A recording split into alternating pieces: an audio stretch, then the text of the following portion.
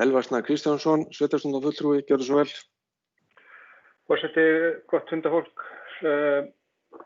Ég þakka fyrir þessa mörguleyti málefnalegu umræðu. Ég tek undir það sem að sveitarstjórnarfulltrúi Hildur Þórisdóttir hóf máls á varðandi regluverkið og síðan Þröstur Jónsson sveitarstjórnarfulltrúi hnykkti svolítið á því. Ég held að það sé dálítið sem að við kannski og mikið af þessu umræðu rauninni beinist þangað og ég alveg sammála því að það þyrfti kannski að skoða og þannig verið að skoða að hluta til með þessu Haf- og strand svæðisskipulagi en ég held að það var kannski umræðu sem við ættum kannski að einbeita okkur betur að og eins og sveitarstjórnarfulltrúi Þröstur Jónsson kom inn á að andaðist með nefnu og skoða málin áður en við förum að fara upp afturlöfnar og eins varandi hennin fiskeldissjóði mitt það eru hluti sem við þurfum að ræða bara við ríkisvaldið og það má nefna hluti eins og einhvers konar fasteignagjöld af kvíunum og slíka hluti það heldur séu hluti sem við þurfum að reyna að beita okkur fyrir í framhaldinu því að regluverkið svona við höfum umsagnarrétt en ekki neinn áhrif Þannig að ég held að það fyrst að skoða hvað nákvæmlega að ræða og meta svo afstöðuna út frá því. Og varðandi bókun, það sem fyrststöðnarfulltrúi Jódís Skúldar kom inn á, varðandi bókun heimastjórnar, sem mér finnst mjög góð. Varðandi þetta svo kallar varasvæði við Háabakka. Þannig að Hafrannsóknastofnun sem að gefur út þessi svæði, þessi 4 svæði.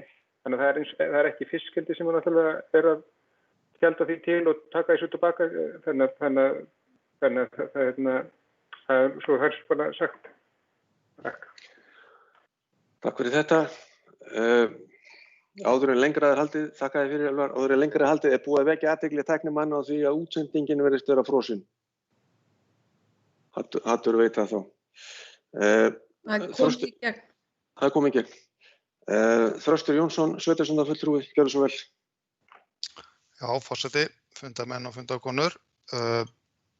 Ég bara aðeins hnykkti á þessu, kom hér fram hjá sveitarstjórnarfulltrúa Jódísi Skúladóttur að þetta með að bíða og ég hef heyrt þetta og það er búið að skrifa heila blaðagrein það, þetta sé því besta mál bara að bíða eftir því að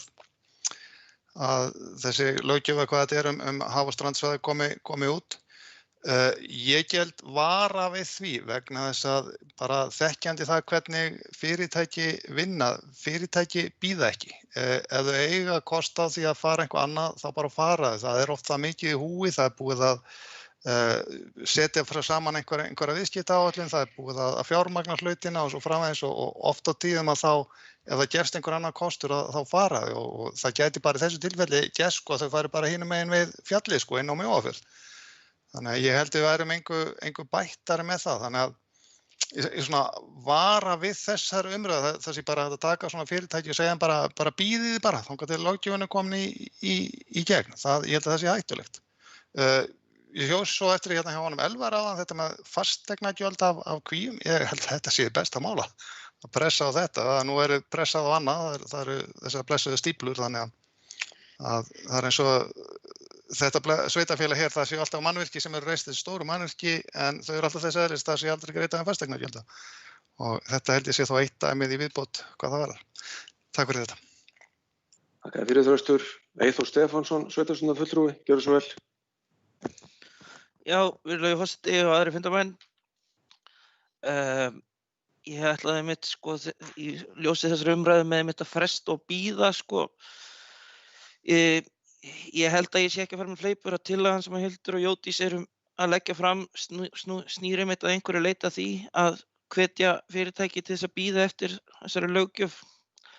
Þegar ég reyna að líta hlutlaust á málið þá finnst mér ótrúlega erfitt að taka undir þau sjónarmið að sveitarstjórn eigi að hvetja einkaaðila alveg sama í hvurslags rekstri þeir eru að bíða eftir einhverju löggjöf sem að mér skilst að þeir þurfi síðan ekki einu sinni að fara eftir nema þeir vilji. Þeim er þá bara í lófa lagið að fara eftir henni núna en bara gera það þá bara núna. En Já, þannig, og þótt ég glaður vildi að þeir myndu þá bara fara eftir þessum vinnubrögðum og þá aðalega það sem ég finnst að við ættum að fókusa á bara að tryggja það eða að reyna að stuðla að því eins og við getum að það verði víðtækt samráð og bregðast þá kannski við ef okkur finnst því ábótavant þegar að fram í sækir. Því svo tek ég undir það að umræðan svolítið svart og hvít og það alveg afskaplega erfitt að setja sig inn í það þegar að maður tala við eitt sem að heldur einhverju fram svo tala við annan og hann heldur bara alveg þveröfugu fram. Þannig að það alveg ótrúlega erfitt að fóta sig í þessu en að því sögðu sko umsögnin allavega sem er búið að gera fyrir sveitarfélagið, hún ber þess engin merki að mínu mati þegar ég les hana, ber þess engin merki að það sé verið að hygla þessu fyrirtæki og mér finnst hún einmitt sko, það leitað undir sko, sem bara gott nota bene, en það ekki neitt skilið eftir varðandi hvað hægt að gagnrýna eða biðja menn að gera bragarbót á og samanber þarna rostungana á Seyðisfirði sko, þá eru fáir steinar eftir sem þarf að líta undir, held ég allavega. Þannig ég get bara sagt að út frá þessu sjónarmiðum þá reikna ég með að samþykkja þessa tillögu sem hefur verið lögð fram og sitja hjá breytingatillögunni nema ég sé að misskilja eitthvað innihald hennar. Lætið það duga, takk. Takk fyrir þetta, Eyþór. Jakob Sigurðsson, sveitarstjórnarfulltrúi, ekki svo vel. Forseti og ágæta fundarfólk. Það nú svo eins og sveitarstjórnarfulltrúi Þröstur Jónsson hafi komið inn á öll mannanna verk umdeilt, alveg saman hvað það gerir. Hvort þú byggir eitt einbýlishús eða stóra skemmu eða ferði skógrækt, ef við förum út í það, þá hún svona ekki alltaf góð ásýndar skógræktin og það lítið gert úr henni fyrst mér. Og þetta nú bara svona. Ég sé ekkert að þessu, mér finnst þetta góð samantekt sem við búum að taka fyrir núlagning út úr þessari skýrslu. Ég held að þurfum við ekki að velta við mörgum steini þar, þannig bæði farið inn á það sem má betur fara og það sem kannski ágætt líka. Nú varðandi bara svona Seyðisfjörð þá tek ég nú undir það sem að sveitarstjórnarfulltrúi Þröstur Jónsson sagði. Ég held með þessu móti að þetta styrki okkur í því að fara í Fjarðarheiði. Ég lít á þetta sem bara vítamínsbreytt svolítið í það verkefni. Þarna talað frá í bréfinu frá honum Þórði að þarna muni þetta skapa 250 heilsársstörf og mörg þeirra verða Seyðisfirði. Nú það talað að fiskur verið aðalinn þarna, hann verið verkaður og þetta kemur allt langmest inn í múlunum og fyrst með norræna markað. Tekjur sveitarfélags verða því umtalsverðar á resturinn og það gert ráð fyrir að þeir borgi 200 milljónir auðlindagjald árlega. Ég veit ekki hvað þessa tölu þetta ekki, það er mikið. Og 2/3 þeirra fjárhæðar renna til sveitarfélagsins eða bæjarins. Þetta er dálítið stóra tölu þarna. En einhver getur nú frænt meira það, þetta alltaf kemur fram í bréfi frá honum. Þannig að ég bara sáttur við þessa ókun sem við erum að gera og ekki fleira það. Takk fyrir þetta. Þá hafi ekki fleiri hvatt sér hljóðs. Fyrir fundinum liggur upphafleg tillaga og síðan liggur fyrir fundinum Eyþór, þú náðir mér. Eyþór Stefánsson, sveitarstjórnarfulltrúi, hefur beðið orðið, gjörðu svo vel. Já, forseti og aðri fundamenn. Mér langaði bara ég gleymdi að segja eitt sem ég ætlaði að segja á hann að sko ég held að það sé svo að við öll erum nokkuð sammála að ferlið í heild sinni sé nokkuð ábótavant, til dæmis bara að sveitarstjórnir landsins hafi ekkert þetta að segja og einnig að þetta fari í fiskeldissjóð sem við þurfum síðan sem að Múlaþing og önnur sveitarfélög þurfa þá að sækja til þess að fá einhverja tekjur af þessari starfsemi og þá bara svona hvetja okkur til þess að gagnrýna það því að ég held að við séum öll hér inni sammála það. Þegar það á við, að þá bara vil ég hvetja til þess að við sameinumst að gagnrýna ferlið. Heyrðu, annars ég búinn. Takk. Takk fyrir Eyþór. Þetta var seinna skiptið þitt, svo það komið fram. Heyrðu, svo ég haldi bara áfram, það liggur síðan fyrir hérna tillaga að bókun sem að fundamenn hafa fengið nú þegar og síðan barst hérna inn breytingatillaga. Ber verið ekki að skilja það svoleiðis, sveitarstjórnarfulltrúi Jódís, að breytingatillagan sem að þú lagði fram, hún ætti að koma á eftir formálunum sem að... Viltu ekki bara lesa þetta upp? Já, sko, bókunin sem að liggur fyrir fundinum svona, sveitarstjórn samþykki fyrirliggjandi drög að umsögn frummatsskýrslu og felur skipulagsfulltrúa að koma henni til skipulagsstofnunar. Upphaflega bókunin svo eftirfarandi, sveitarstjórn leggur áherslu á ábyrga og fjölbreytta atvinnuuppbyggingu í Múlaþingi og fagnar því að fiskeldi Austfjarða skuli hafa brugðist við áherslum heimastjórnar varðandi staðsetningu við Háabakka og að fyrirhugaði sig upplýsinga og samráðsfundir með fulltrúum samfélagsins á Seyðisfirði. Sveitarstjórn leggur jafnframt áherslu á mikilvægi þess að lokið verði við gerð haf- og strandsvæðaskipulags fyrir Austfirði og að hagsmunaaðilum á svæðinu verði tryggð aðkoma að þeirri vinnu varðandi framtíðarnýtingu í Múlaþingi öllu. Hvar inn í þessu upprunalegu bókun ætlaður að vera að koma þinni viðbót ef einhvers staðar? Ég hefði nú bara viljað að þú læsir upp breytingatillöguna. Já, hún eftirfarandi. Sveitarstjórn leggur áherslu á þær athugasemdir sem fram koma í umsögn sveitarfélagsins meðal annars það sem skortir á frekari rannsóknir. Fiskeldi Austfjarðar eindregið hvatt ekki síst í ljósi mótmæla stórs hluta íbúa Seyðisfjarðar að bíða þess að vinnu við skipulag haf- og strandsvæða verði lokið með aðkomu samfélagsins og annarra hagsmunaaðila áður en lengra verður haldið.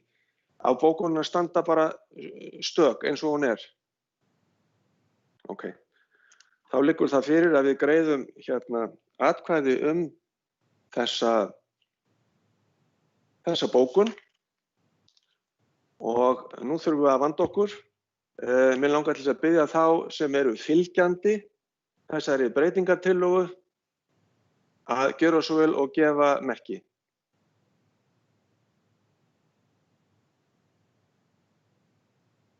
Tveir. Þeir sem eru á móti vinsamlegast gefið merki. 1, 2, 3, 4, 5, 6. Það eru 6 og taldi ég þetta ekki rétt? 1, 2, 3, 4, 5, 6. Já, það eru 6. Og það eru þá og einhverjir sem vilja láta bókaðir sitja hjá. Það er ekki. Það er þetta einn sem vill bóka og láti bókuð hjá setja. Þetta liggur þá fyrir. Gauti, fyrirgefðu, það er alltaf að bóka hjá að setja hjá líka. Já, 2.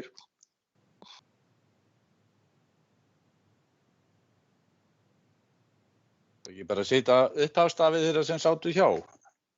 Jó, er það ekki upplagt? Gefðu mér það upp, ég mista því. Það er Eyþór. ES og Kristjana. Annars getum við þá farið yfir þetta bara á eftir þegar við gangum frá fundargerðinni. Já, Kristjana og hver var þriðji, segirðu? Bara þessi 2. Nú. Já, það var ekki gerð. Þetta fór ekki fram undir nafnakalli, þannig að við skulum bara klára þetta á eftir. En þessi tillaga hún er þá felld og þá ber ég upp upphaflegu tillöguna sem er eftirfarandi sveitarstjórn samþykki fyrirliggjandi drög að umsögn frummatsskýrslu og felur skipulagsfulltrúa að koma henni til skipulagsstofnunar. Sveitarstjórn leggur áherslu á ábyrga og fjölbreytta atvinnuuppbyggingu í Múlaþingi og fagnar því að Fiskeldi Austfjarða skuli hafa brugðist við áherslum heimastjórnar varðandi staðsetningu við Háabakka og að fyrirhugaðir séu upplýsinga- og samráðsfundir með fulltrúum samfélagsins á Seyðisfirði. Sveitarstjórn leggur jafnframt áherslu á mikilvægi þess að lokið verði við gerð haf- og strandsvæðaskipulags fyrir Austfirði og að hagsmunaaðilum á svæðinu verði tryggð aðkoma að þeirri vinnu varðandi framtíðarnýtingu í Múlaþingi öllu. Og þeir sem lýsa sig stuðningsmenn þessa gjöra svo vel að gefa merki.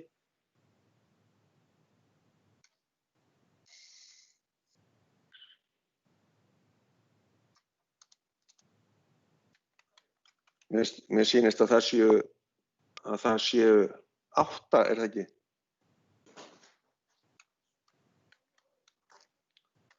Þeir sem eru á móti.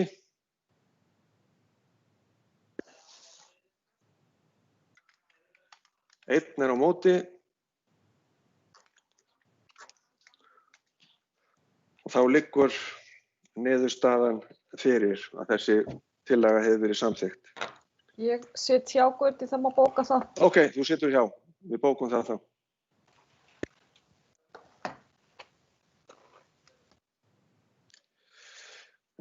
Þá víkur sögunni að næsta lið sem er númer 9. Það er liðurinn fiskveiði landhelgi á Borgarfjarðarmiðum, Skápurinn og sveitarstjórnarfulltrúi Eyþór Stefánsson hefur beðið um orðið. Gjörðu svo vel, Eyþór. Já, takk fyrir það, forseti og aðrir fundarmenn. Ég ætla hérna að reyna að útskýra í stuttu máli hvað þetta mál snýst. Þetta er sem þetta búið að vera löng barátta borgfirðinga fyrir því að fá þessum lögum breytt. En þetta mál snýst sem sagt lög sem heita sem eru lög fiskveiði landhelgi Íslands sem eru frá 1997, númer 79, 27. maí.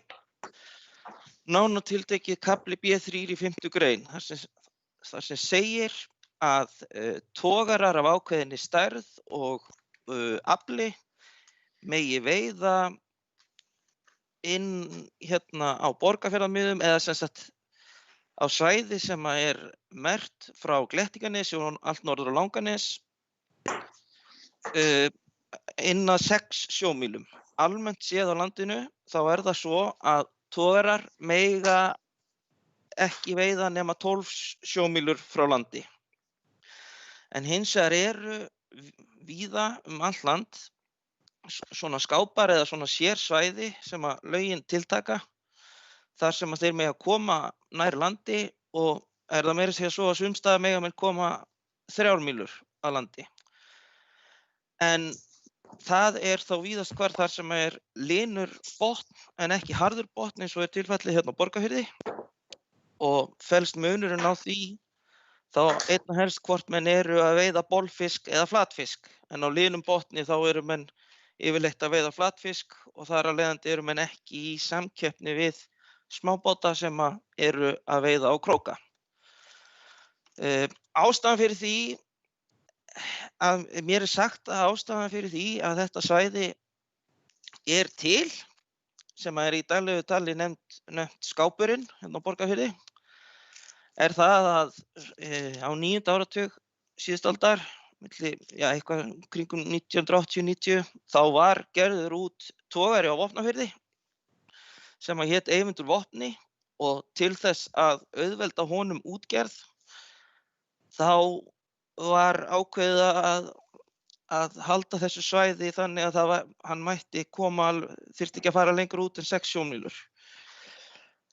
Hins vegar hefur þróunin sem sagt nú orðið svo að núna er það þannig að á hverju í byrjun hvers fiskveiðiárs sem hefst 1. september ár hvert, fiskveiðiárin ná alltaf frá 1. september til 31. ágúst. Þá er það þannig að 3-4 sinnum stærri togarar en Eyvindur vopni eru farnir að koma hérna á svæðið og herja á það, svo vægt sé til orða tekið. Og sko, þetta svæði, Skápurinn, þetta er eina svæðið á landinu sem er svo nálægt sjávarþorpi sem er á hörðum botni, sem er opið allan ársins hring. það eru nokkur svona svæði þar sem að eru tímabundnar lokanir. Sem sagt, þá er þetta kannski bara opið hálft árið fyrir togveiðum.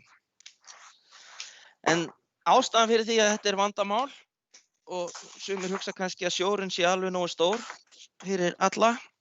En ástæðan fyrir því að þetta er vandamál er það að þegar að togari er búinn að fara yfir og í gögnum fyrir þennan fund mátti sjá nokkra ferla eftir togara sem voru að toga, að þeir fara yfir mjög mikið og breitt svæði og þegar þeir eru búin að fara með þessi botnveiðarfæri og róta upp botninum, þá er botnin lengi að jafna sig og það fæst bara mjög takmarkaður fiskur á þessi kyrrstæðu veiðarfæri sem að heimabátarnir nota, sem eru þá lína og handfæri.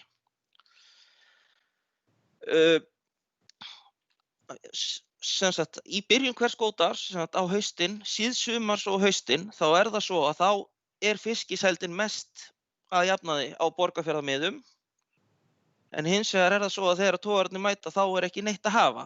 Og það hefur það í för með sér að til þess að smábátarnir geti gert sér vonir góðra róðra, þá þurfa þeir að sigla út fyrir togarana á svæði sem heitir Digranesflak og er alveg 30-40 mílur í norðurátt frá Borgarfirði. Og bara svona sem menn átti sig á því að eitt af því sem er gott við Borgarfjörð og að gera það út er það að það er stutt á miðin og þess vegna er stór hluti flotans hæggengir bátar. Þannig að við erum að tala að þurfa að sigla svona langt á haustin þegar veður eru orðin válynd og breytileg, að þá erum við að tala að þetta sé svona 3-4 tíma sigling fyrir hæggenga báta, þó að séu vissulega spýtbátar. En þá erum við það er aðra leið, þannig að við erum að tala að þetta er farið að taka 6-8 klukkustundir bara siglingin. Það er kannski líka sem ég vil kannski taka fram er að það að loka þessu svæði, það er ekkert að skemma neitt fyrir togurum vegna þess að fyrir utan þessi heimamið smábátana eru alveg prýðisgóð togaramið þar sem að togarar eru einmitt löngum stundum líka. Svæðið nær sem sagt frá Glettinganesi og norður á Langanes, á Fontalanganesi og það er kannski vert að taka það fram að það hefur ekkert borið á því að togararnir sæki í svæðið bara frá Héraðsflóa og norður úr. Þannig að það er ekki svo að Bakkfirðingar og Vopnfirðingar sé að lenda í því sama. Lausnin sem að við höfum predikað og hreppsnefnd borgarinnar fékk fund með ráðherra og kynnti þetta fyrir honum og höfum sent erindi á sjávarútvegsráðuneytið, sendum erindi sem að er svona nokkurn veginn að sama og við bókuðum í heimastjórninni varðandi úrlausn á þessu, að úrlausnin felst í því að það þarf að breyta þessum lögum, nánar tiltekið þessari grein sem ég talaði og í gögnum fyrir þennan fund var þetta nú svona orðað á svolítið talna máli með hnitum og öllu, en svo ég segi nú bara svona á mannamáli hvað þetta þýðir. Þetta þýðir það bil það að við erum að biðja að svona það bil frá Héraðsflóa og suður úr þá sé svæðinu breytt þannig að það séu ekki 6 mílur frá landi sem er megi veiða, heldur 12 mílur. Ég held, það er kannski eitt sem er svo bara vert að segja frá líka að lokum að þessu svæði hefur verið lokað með reglugerð. Halldór Ásgrímsson gerði það einhvern tímann þegar hann var sjávarútvegsráðherra. En síðan við fórum að tala þetta þá er svolítið kaldhæðnislegt að það sem hefur gerst á þessu svæði síðan er það að það var lokað á handfæraveiðar í kringum Glettinganes með einmitt reglugerð. en svo allra sanngirni sé gætt, þá var alveg góð og gild ástæða fyrir því, en það er hins vegar kaldhæðnislegt. En já, ég ætla ekki að hafa þetta lengra, takk. Takk fyrir þetta, Eyþór. Sveitarstjórnarfulltrúi Jakob Sigurðsson hefur beðið orðið. Gjörðu svo vel, Jakob. Já, og forseti var ágætis fundar. Men kannski aðeins bæta við þetta, þekki þetta mál dottið vel og vinna í þessu lengi. Það er þessu, en þetta er rétt sem hefur fram hjá honum, Eyþóri sveitarstjórnarfulltrúa, að þetta var útbúið þetta svæði fyrir þennan fyrsta togara á Vatnafjarðarflugvelli, þess að hann gæti farið og svona auðvelda fyrir honum. En það sem hefur gerst síðan og núna meira í kannski seinni ár er það að menn eru að endur fólk